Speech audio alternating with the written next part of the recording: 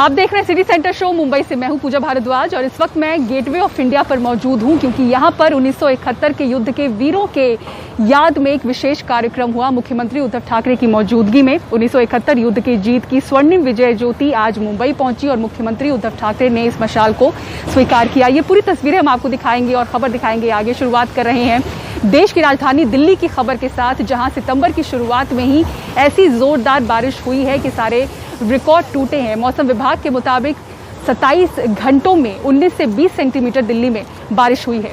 बीते 19 सालों में पहली बार सितंबर के महीने में ऐसी बारिश हुई है। ये बारिश दिल्ली में अब तक की 5वीं सबसे भारी बारिश है। मौसम विभाग ने पहले ही दिल्ली के लिए ऑरेंज अलर्ट जारी कर रखा था। दिल्ली एनसीआर में कल और आज की बारिश ने बुरा हाल कर दिया। कई इलाकों में लोग भारी जाम से जूझते दिखे। कहीं पेड़ गिर गए तो कहीं ट्रेन रोकनी पड़ी। एक कार तो सड़क में ही धंस गई। दिल्ली के महिपालपुर में गुड़गांव की ओर जाने वाले फ्लाईओवर से बारिश का पानी झरने की तरह नीचे गिर रहा था। इससे फ्लाईओवर के नीचे वाली सड़क से आने जाने वालों को परेशानी उठानी पड़ी। धौला कुआं में जल जमाव से भारी जाम देखने को मिला। कई कारें पानी में बंद हो गईं। लोग घुटने भर पानी में कार को धक्का देते हुए नजर आए। दिल्ली गुरुग्राम एक्सप्रेस वे पर एक कार सड़क किनारे मिट्टी में धंस गई। कार का एक अगला पहिया मिट्टी में धंसने से कार पीछे से ऊपर उठ गई। दिल्ली एनसीआर के कई इलाकों में सड़कों पर घुटने भर पानी भरने से लोग बेहद परेशान नजर आए। दिल्ली में बुधवार को कई फ्लाईओवर झरने में तब्दील हो गए। ये तस्वीरें दिल्ली के महिपालपुर फ्लाईओवर की हैं, जहां इस कदर पानी भर गया कि पूरे फ्लाईओवर से पानी नीचे गिरने लगा।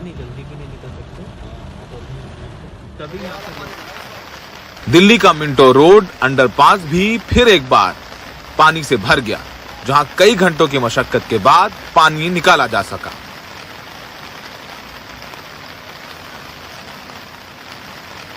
पेड़ गिरने से कई सड़कें भी बंद हो गईं। देश की संसद और राष्ट्रपति भवन के नजदीक वीवीआईपी इलाकों की सड़कें भी नदियों में तब्दील हो गईं। ये तस्वीरें प्रधानमंत्री आवास से सिर्फ लगभग आधा किलोमीटर दूर जंतर मंतर रोड की है, जहां पर घुटनों तक पानी भरा हुआ है। गाड़ियां देख सकते हैं किस तरीके से निकल रही हैं। कई गाड़ियां बीच में खराब भी हो गई हैं और ये हाई प्रोफाइल दिल्ली का इलाका है, जहां पर तमाम मंत्री, सांसद, विधायक रहते हैं। और ये जो तैयारियां हैं ये सिर्फ दिल्ली सरकार की नहीं, एनडीएमसी की, दिल्ली के नगर निगमों की भी कलई खोलती है। किस तरीके से 2 से 3 घंटे जब बारिश होती है तो दिल्ली का ये हाल हो जाता है। दिल्ली से सटे देश के सबसे हाईटेक शहर गुड़गांव में भी कई अंडरपास भर गए। सड़कों पर नदियों की तरह पानी बहता दिखा और लोग घंटों जाम में फंसे रहे। गुरुग्राम नगर निगम के दफ्तर में भी पानी भर गया। मौसम विभाग के मुताबिक बुधवार को दिल्ली में 112 mm बारिश हुई है, जिससे पिछले 19 सालों का रिकॉर्ड टूट गया है। सितंबर में आमतौर पर कम बारिश होती है। आज सफदरजंग में 11.2 mm बारिश हुई है, यानी सितंबर में 19 साल का रिकॉर्ड टूट गया है। वहीं दूसरी तरफ बिहार के 16 जिले बाढ़ की चपेट में हैं और पूर्वी उत्तर प्रदेश में भी कई नदियां उफान पर हैं। नई दिल्ली से सौरभ शुक्ला, एनडीटीवी इंडिया। और आज घरेलू सिलेंडरों पर 25 रुपए और व्यावसायिक सिलेंडरों में 75 रुपए की बढ़ोतरी हुई है। बीते 15 दिनों में ये दूसरी बार दाम बढ़े हैं। जनवरी से लेकर सितंबर तक देखें तो लगातार हर महीने में दाम बढ़ते हुए नजर आ रहे हैं। क्यों गैसों के दाम बढ़ते जा रहे हैं और इससे ग्रामीण और शहरी उपभोक्ताओं पर क्या असर पड़ेगा, इस रिपोर्ट में देखिए। शहादरा की रहने वाली वर्षा शर्मा कोविड की वजह से आई मंदी से उबरी नहीं कि महंगे गैस सिलेंडर का तड़का ऊपर से लग गया है। बीते 15 दिनों के भीतर 40 रुपए से ज्यादा महंगा सिलेंडर हो चुका है। पहले ही सरसों तेल से लेकर खाने पीने की चीजें महंगी हो चुकी हैं। ऐसे में सिलेंडर के आसमान छूते दामों से मिडिल क्लास की कमर ही टूट गई है। सरकार को सोचना चाहिए कि हम महिलाओं को रसोई चलाने में इतनी परेशानी हो रही है तो वो थोड़ा रसोई के जो भी चीजें हैं उन पे रेट कम कर सके और हम महिलाओं के लिए थोड़ा सोचें। देश में कुल 27 करोड़ से ज्यादा लोग गैस सिलेंडर का इस्तेमाल करते हैं। इनमें से करीब 10 करोड़ गरीबों को उज्ज्वला योजना के तहत सिलेंडर दिए गए हैं। सोचिए उन गरीबों का क्या होगा जो मनरेगा में 100 दिन काम करके बामुश्किल से 25,000 रुपए कमाते हैं। बहुत सारे गरीबों ने तो सिलेंडर इस्तेमाल करना ही छोड़ दिया है। ग्रामीण इलाकों में गैस एजेंसी चला रहे सुजीत सिंह जैसे लोग इस बात की तस्दीक कर रहे हैं। ये जो 8.5 से 9 करोड़ के आसपास के जो गैस कनेक्शंस हैं वो ग्रामीण उपभोक्ताओं के हैं, वो उज्ज्वला गैस कनेक्शन हैं। ऐसी स्थिति में जो मूल वृद्धि हो रही है, उस मूल वृद्धि से निश्चित रूप से ग्रामीण उपभोक्ताओं को उनकी क्रय क्षमता न हो पाने के कारण उन्हें दिक्कतें हो रही हैं। जानकार कहते हैं कि सरकार गैस सिलेंडर पर दी जा रही सब्सिडी को लगातार कम कर रही है। हालांकि सरकार का तर्क है कि इंटरनेशनल मार्केट से कीमतें तय होती हैं, लेकिन अगर इस साल के आंकड़ों को देखें तो हर महीने सिलेंडर के दाम बढ़े हैं। उत्तर प्रदेश में सिलेंडर की कीमत पिछले साल सितंबर में 632 रुपए थी, जो अब बढ़कर 998 रुपए हो चुकी है। वहीं दिल्ली जैसे राज्यों में इस साल जनवरी में 732 रुपए सिलेंडर के दाम थे, फरवरी में 100 रुपए की बढ़ोतरी हुई। हर महीने कीमतें बढ़ते हुए अब दाम 884 रुपए हो चुके हैं। घरेलू सिलेंडर की बढ़ती कीमतों को लेकर अब विपक्षी पार्टियां भी सरकार पर निशाना साध रही हैं। फाइनेंस मिनिस्टर प्रधानमंत्री कहते हैं जीडीपी बढ़ रही है। फिर बात मुझे समझ आई, जीडीपी का मतलब क्या? Gas, diesel, petrol. इसमें कोई आश्चर्य नहीं है कि सीएनपी वाले अर्थात करप्शन, नेपोटिज्म और पॉलिसी पैरालिसिस वाले जीडीपी के सही अर्थ को कभी समझ नहीं सकते हैं। दाम बढ़ने से सिर्फ घरेलू उपभोक्ता ही नहीं बल्कि रेहड़ी पटरी वाले और छोटे होटल चलाने वाले भी प्रभावित हुए हैं, क्योंकि व्यावसायिक गैस सिलेंडर के दाम में 75 रुपए की बढ़ोतरी हुई है, जिसका दाम अब बढ़कर 1693 रुपए हो गए हैं। हम इस समय कोयले का इस्तेमाल इसलिए कर रहे हैं कि कमर्शियल गैस जो है इसके मुकाबले काफ़ी ज़्यादा महंगा पड़ जाता है, और हम चूँकि ऐसा ये चल रहा है कि हम लोग इस समय पैसा बचाने की हर कोई कोशिश कर रहा है। घरेलू सिलेंडर के दाम जब भी बढ़ते हैं तब सरकार ये तर्क देती है कि इंटरनेशनल मार्केट में क्रूड ऑयल के दाम बढ़े हैं, तो इसके वजह से ये दाम बढ़े हैं। लेकिन कोविड के काल में क्रूड ऑयल के दाम घटे, पर इसका फायदा आम उपभोक्ताओं तक नहीं पहुंचा।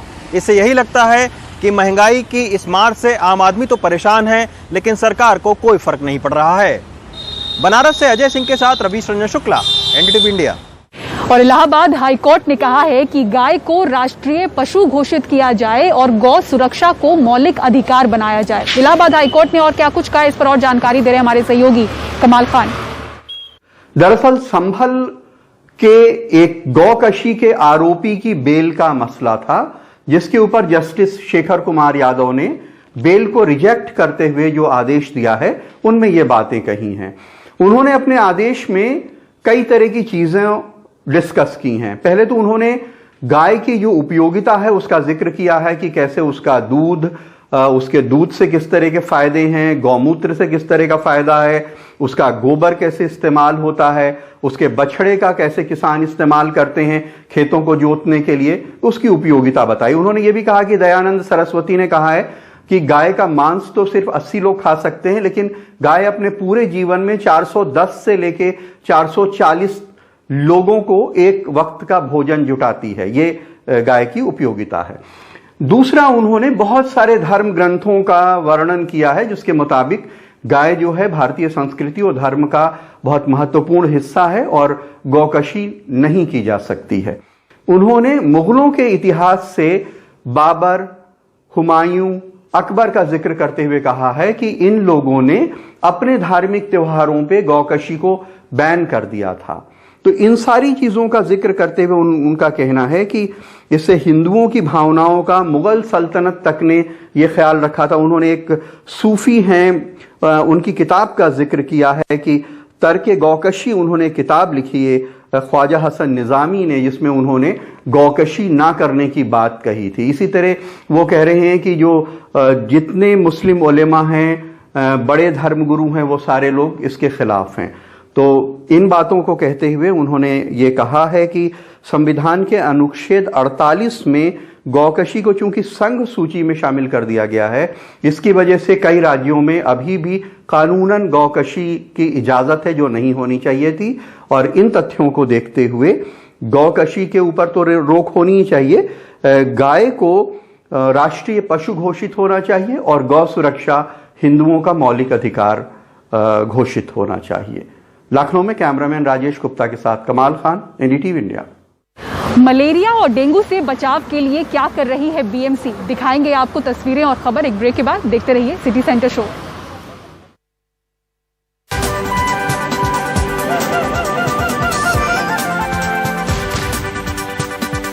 करीब 25 लाख लोगों ने वैक्सीन की दोनों डोज ले ली है, लेकिन इनमें से 7,057 लोगों को कोरोना हुआ है। बीएमसी के सर्वे में ये आंकड़ा सामने आया है, लेकिन बीएमसी टास्क फोर्स कहती है कि कोविड भले ही दोनों टीका लेने वालों को हो रहा हो, लेकिन इन्हें ऑक्सीजन या फिर हेवी एंटीबायोटिक दवा की जरूरत नहीं पड़ रही। वैक्सीन की दोनों डोज लेने के बाद मुंबई में 7,057 लोग कोरोना से संक्रमित हुए हैं। बीएमसी के सर्वे में ये बात पता चली है। इनमें सबसे ज्यादा 52% लोग 60 साल से ऊपर के हैं। बीएमसी टास्क फोर्स के सदस्य डॉक्टर गौतम भंसाली कहते हैं कि दूसरी डोज के बाद संक्रमित होने वाले कोविड मरीजों का वो इलाज कर रहे हैं, लेकिन इनमें से किसी को भी ऑक्सीजन सपोर्ट की जरूरत नहीं पड़ रही है। काफी पेशेंट ऐसे भी हैं जो 2 डोज लेने के बाद संक्रमित हुए। कल ही जैसे मैंने 6 पेशेंट भर्ती किए, उसमें से 4 मरीज ऐसे हैं तो 2 डोज ले चुके हैं और 2 डोज को सेकेंड डोज को लिए हुए भी 1 महीना के ऊपर हो गया है। उसके बावजूद भी उनको कोविड इन्फेक्शन हुआ है with some symptom. Some symptom मतलब गला खराब होना है, खांसी होना है, बुखार थोड़ा तेज आना है, वो सब चीजें हुई है। बट ऑक्सीजन की रिक्वायरमेंट उनको नहीं है या बहुत ही हायर एंटीबायोटिक की जरूरत उनको नहीं लग रही है। एक तरह से स्टेबल कंडीशन है। मुंबई का ये पूरा हलारी परिवार जुलाई महीने में एक साथ कोविड पॉजिटिव हुआ था, जबकि सभी ने अप्रैल महीने में ही वैक्सीन की दूसरी डोज ले ली थी। इस परिवार में 26 साल की डॉक्टर सृष्टि हलारी कुछ दिनों पहले ही काफी चर्चा में रही थी, क्योंकि वैक्सीन से पहले एक बार और दोनों वैक्सीन लेने के बाद वो 2 बार कोरोना संक्रमित हो चुकी हैं। इनके पिता भी डॉक्टर हैं और वैक्सीन की दोनों डोज लेने के बाद ये भी संक्रमित हो चुके हैं। मुंबई में करीब 25 लाख लोगों ने दोनों टीके लिए हैं। अपने सर्वे में बीएमसी करीब 4.5 लाख ऐसे लोगों तक पहुंची है जिनमें 1.5% संक्रमित बताए जा रहे हैं। अभी जो सब चीजें ओपन हो गई है, लोगों ने पार्टियां करनी शुरू कर दी है, उसकी वजह से भी बहुत ज्यादा अभी कोविड वापस होने का खतरा बढ़ता जा रहा है। इसके अलावा जो अपन अगर देखेंगे, रोड पे देखते हैं, चौपाटी पे देखते हैं, पब्लिक गार्डन प्लेस में देखते हैं, हर जगह लोग घूम रहे हैं और मास्क का यूज नहीं कर रहे हैं। इसलिए हमारी कल मीटिंग हुई थी म्युनिसिपल कॉर्पोरेशन के साथ में और उसमें डिसीजन लिया गया कि इन सब जगह पे मार्शल बढ़ाए जाएंगे। अगर लोग बिना मास्क के दिखेंगे तो उन पे ज्यादा फाइन किया जाएगा, उनको स्ट्रिक्टली वार्निंग दी जाएगी और फाइन भी लगाया जाएगा। सो मास्किंग सबसे बड़ा प्रोटेक्शन है, is as good as vaccine. Task force ने महाराष्ट्र में सितंबर के अंत और अक्टूबर के पहले सप्ताह में तीसरी लहर का अनुमान जताया है और इससे पहले वैक्सीन की रफ्तार बढ़ाने की कोशिश है। मुंबई से पूजा भारद्वाज, एनडीटीवी इंडिया।